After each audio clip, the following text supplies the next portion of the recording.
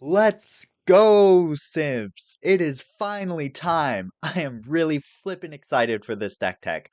I'm super proud of this deck. I've been touting its praises for a long time now, and it already has 4,500 views on my Architect, so I'm super excited to be able to do a full deck tech on it and share it with all of you here on the Onlylands channel. My name is Aiden, and this list is really unique and secretly powerful. Felisa Fang of Silverquill has been my all-time favorite commander ever since her release as the backup for Brina 2.5 years ago. Felisa is an absolute house.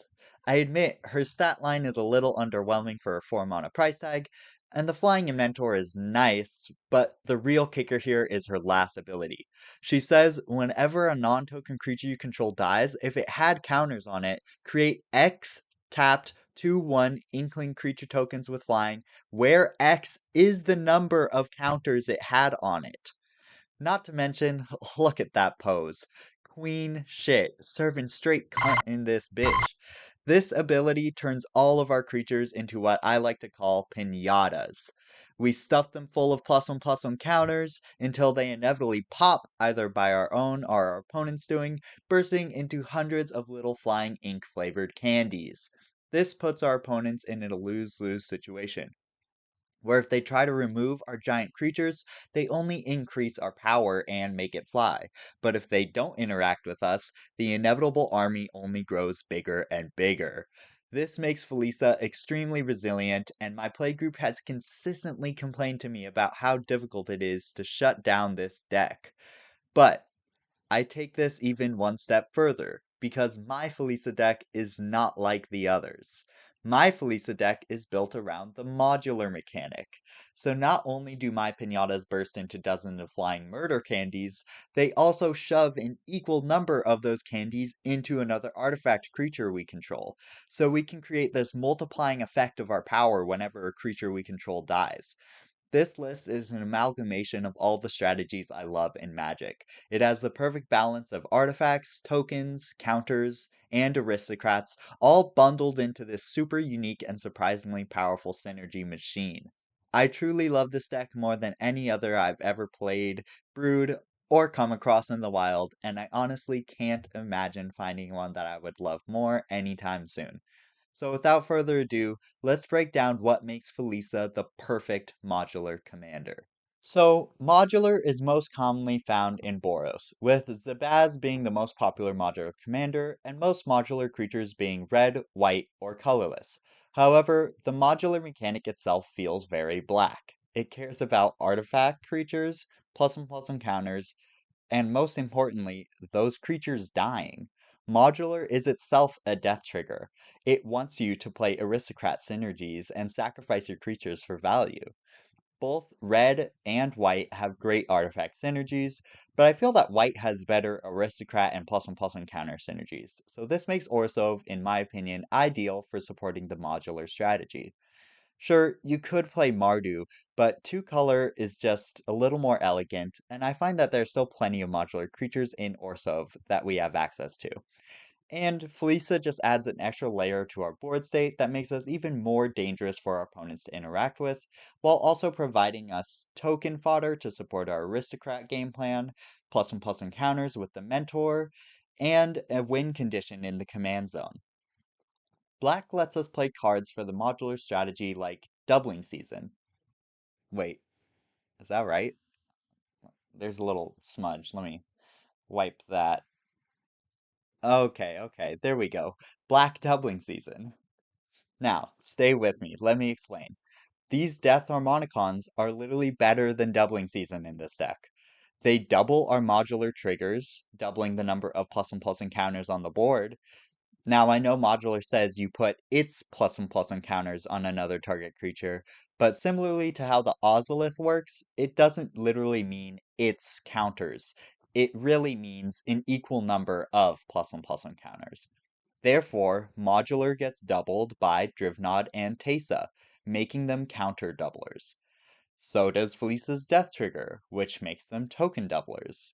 Ergo, Doubling Season. But they're even better, because they also double a lot of our card draw effects, like Nikara and Skull Clamp. and our aristocrat effects, like Marionette Apprentice and the Meat Hook Massacre. And they double trigger the Ozolith and Resourceful Defense if they trigger from a creature dying. So they just put in tons of value and multiply the amount of power and value that we're getting from every single thing this deck wants to do. Black also provides us with plenty of sacrifice outlets to make sure we can trigger our commander and modular at will, and there are no better sack outlets in this list than Carrion Feeder and Bartolome, which can turn our tokens back into counters, which then Felisa can then turn back into tokens, just further feeding our strategy and protecting our resources. Some other powerful sack outlets included our Warren Soul Trader to turn our tokens into mana, and Yawgmoth, which turns them into card draw and removal. Also, he has the added utility of being able to proliferate our entire board, which is just amazing. Speaking of proliferate, Filigree Vector puts in so much work in this list. When it enters, it puts a +1/+1 counter on all of our creatures and a charge counter on all of our artifact creatures. Now, the charge counters aren't relevant for modular since they only move +1/+1 counters, but Felisa is not so discriminatory, and neither is the Ozolith or Resourceful Defense. They will store these counters and count them when making Inklings. Then, when we proliferate with him by sacrificing an artifact, which we already want to do anyways, we can add 2 counters to each of our artifact creatures. Scrapyard Recombiner just finds so many good cards in this deck. Not to mention, it also has modular. It can find Filigree Vector and Steel Overseer if we need more counters. It can find us more modular creatures like Arcbound Worker and Iron Apprentice. It can also find us some of our best artifact creatures to load up with counters, like Hangerback Walker, which just is a double pinata, or Walking Ballista, which can literally just kill people in this deck. Arcbound Ravager is easily my favorite sack outlet in the deck. It just gets really big and then can dump all of its own counters onto another creature. Notably, it can sack itself to trigger its modular ability, and it just makes combat math really difficult for our opponents. Staff of Completion goes hard in this list. I normally find that all of these modes are a little overcosted in terms of how much life they have, but we have some life gain in the list, and when literally every single mode is good, it's really hard to pass this card up. We can hold it up at instant speed, and we can use it as a sack outlet, or we can use it as card draw, or proliferation for our entire board. It just puts in work. I also included a few ways to turn our non-artifact creatures into artifacts, so that we can load them up with modular counters. Liquimetal Torque is the classic, just a monorock with great utility. Phyrexian Scriptures is a one-sided board wipe that also puts a +1/+1 counter and permanently turns one of our creatures into an artifact, not to mention is a little graveyard hate on the way out, which is always nice. Ashnod's Transmigrant is a goofy old card that just does the first chapter of Scriptures on a 1 mana artifact. Is it really worth a card slot? Probably not, but it's a really unique and fun card, and being able to load Felisa up with a bunch of modular counters to kill with commander damage has won me more than a few games. Additional ways we have to load up our creatures with counters include Blade of the Blood Chief, Felisa's a Vampire, Guide of Souls, Collector's Cage, and Brina. And then we have Lae'zel, which is White's Hardened Scales, to double up on all these counters. Now, this deck has a lot of moving pieces, and needs a lot of pieces in place to work as intended.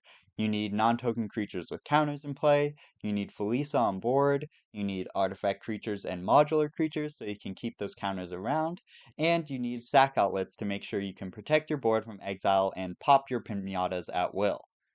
And then on top of all this, you of course still need the vegetables that make any deck work, like your card draw and removal. To accomplish this, almost all the cards in the list fill or at least assist with multiple roles. So I really encourage you guys to check out the Moxfield link in the description and use the tags function to see how I have broken down these card choices into their different categories. Now, I will say this is one of the few decks I've found where you don't actually need much ramp. You'd rather just curve out with creatures that can generate you counters and set up your board so that when Felisa comes down, it's already really threatening for your opponents to try to interact with you.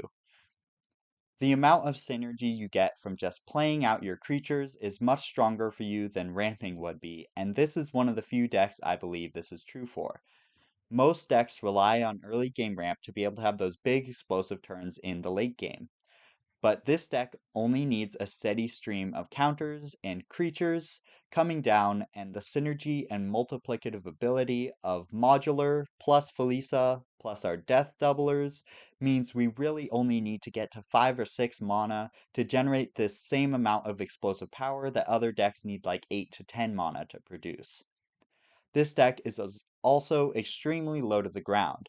Besides a couple X spells, our curve tops out at like 5, so the ramp I do include either has other utility or is just very efficient so we can play like 2 drops, two drops on turn 3 and start doubling spelling really early. I'm not going to bore you all with all the card draw and removal in the list, but I do want to shout out a few cards that have particularly good synergy in the list and some cool interactions. Esper Sentinel and Mr. Gutsy are really good to load up with modular counters. If you pump up their power, these guys just draw you tons of cards. Weatherlight Completed turns on much faster in this list than you would expect between our counter doubling with Lae'zel, all the tokens we're making, and the proliferate we have available to us. And once it's on, it's a great flying beater that we can load up with counters and an awesome card draw engine. Season of Loss is one I'm really excited to slot into this deck. It seems like a great potentially one-sided board wipe and card draw piece all in one. Saw in Half is pretty awesome to use on modular creatures. Since modular puts the counters on the creatures when they enter, you don't actually lose any power to the fact you're sawing in half, and again, it has multiplicative effects in terms of how much power we can generate with Felisa. Also, have you ever cast a Saw in Half on an Ocelot Pride? Yeah, that is not okay.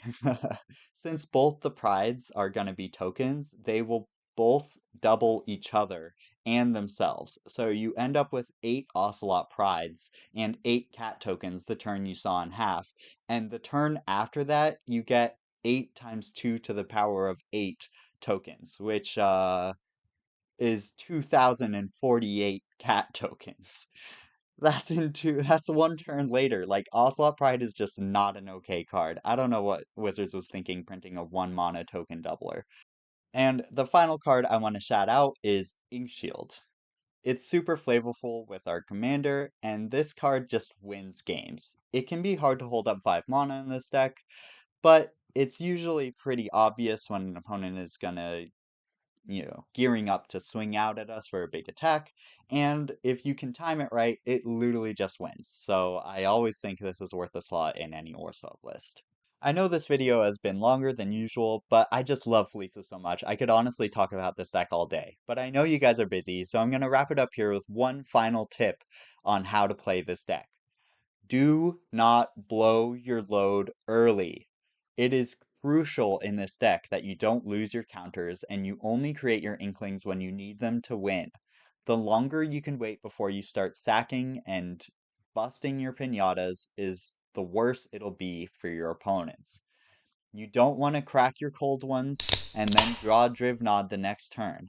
You will feel silly. An added benefit of this is that you will look much less scary than you actually are. Here's a little math for you. Having 4 modular creatures in play with 2 +1/+1 counters each doesn't look that scary. 4 2/2s, that's a very reasonable board. But because of how modular works and those counters stack up and our commander making flying power, you'll make 2 Inklings, and then 4 Inklings, and then 6 Inklings, and then 8 Inklings if you sack those 4 creatures. So you can, on the end step before your turn, just sack your 4 modular creatures, and all of a sudden you have 40 flying power out of nowhere. This deck is sneakily strong. Nobody sees it coming. Nobody is ready for the multiplicative ability that this deck produces. I encourage you guys to try out this list if you're looking for an aggressive, combat-forward aristocrat deck. It is super fun, there are tons of sneaky lines and hidden synergies that you can only discover by playing the list. Thank you guys for watching, and remember to like and subscribe to my OnlyLands for the spiciest deck content on the internet. See you guys next time. Peace!